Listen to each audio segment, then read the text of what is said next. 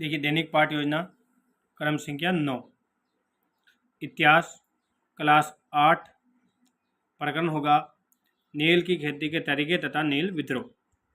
इसमें आप इंटर्नशिप मिले हुए विद्यालय का नाम लिखना, ठीक है।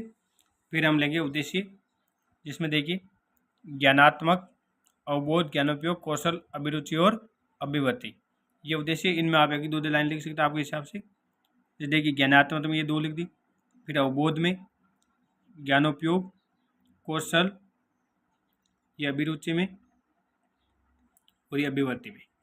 फिर आप शिक्षण विधि में लिखोगे व्याख्यान विधि, प्रश्नोत्तरी विधि, शिक्षण सहायक सामग्री में कक्षा उपयोगी सामग्री। आप इसकी जगह ये भी लिख सकते हैं चाक, डस्टर, जाड़न, ये भी को भी आप, या लपेट पलक, संकेतक। फिर पूर्व ज्ञान में लिखोगे छात्र प्रकरण की सामान्य जानकारी रखते हैं। ये करने के बाद आपको नेक्स्ट पेज पे करना है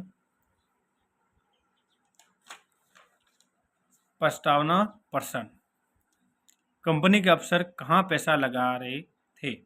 तो बच्चे कहेंगे नील की खेती में। फिर आप कहोगे नील की खेती कितने तरीकों से की जाती थी? बच्चे कहेंगे 2 तरीकों से। फिर आप नेक्स्ट क्वेश्चन कहोगे नील की खेती के तरीके का नाम, तो बच्चे कहेंगे निज और रेती खेती।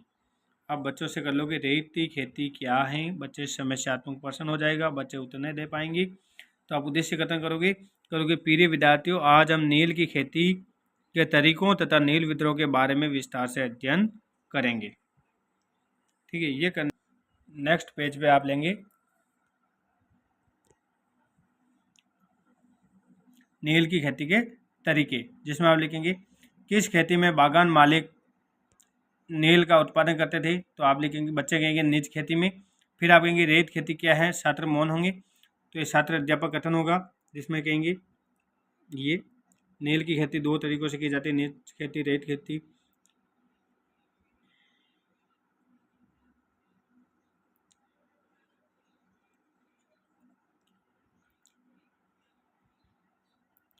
ये छात्र अध्यापक कथन करने के बाद आप छात्र क्रिया में लिखेंगे छात्र ध्यानपूर्वक सुनेंगे तथा समझेंगे, स्वयंपट कार्य अभ्यास पुस्तिका में उतारेंगे।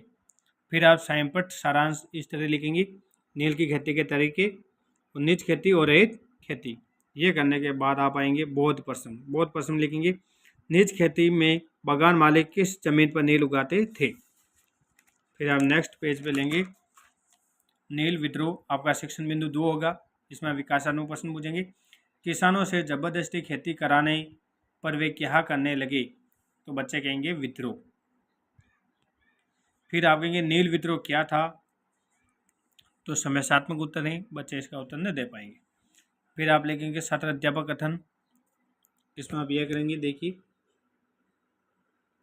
18 मार्च 1859 में बंगाल के हजारों रैयतों ने, यहाँ से शुरू करेंगे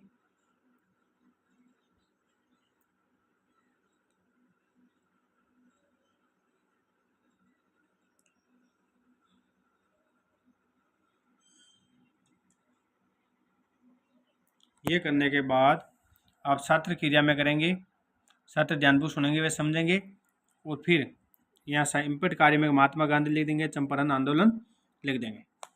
फिर आप बोध प्रश्न करेंगे इसी पेज पे चंपारण आंदोलन कहाँ हुआ? ये करने के बाद आपको नेक्स्ट पेज पे जाना है मूल्यांकन प्रश्न। मूल्यांकन प्रश्न पहला प्रश्न करेंगे आप चंपारण आंदोलन किस स्थान के खिलाफ था, ठीक है। फिर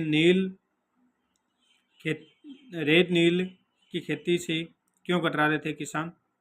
फिर गुलाम से आप क्या समझते हैं? निज खेती की प्रमुख समस्या बताओ, चंपारण आंदोलन क्या है? ये 5 क्वेश्चन होंगे मूल्यांकन प्रश्न में। फिर बच्चे करेंगे गृह कार्य, निज खेती और रेत खेती में अंतर स्पष्ट करो,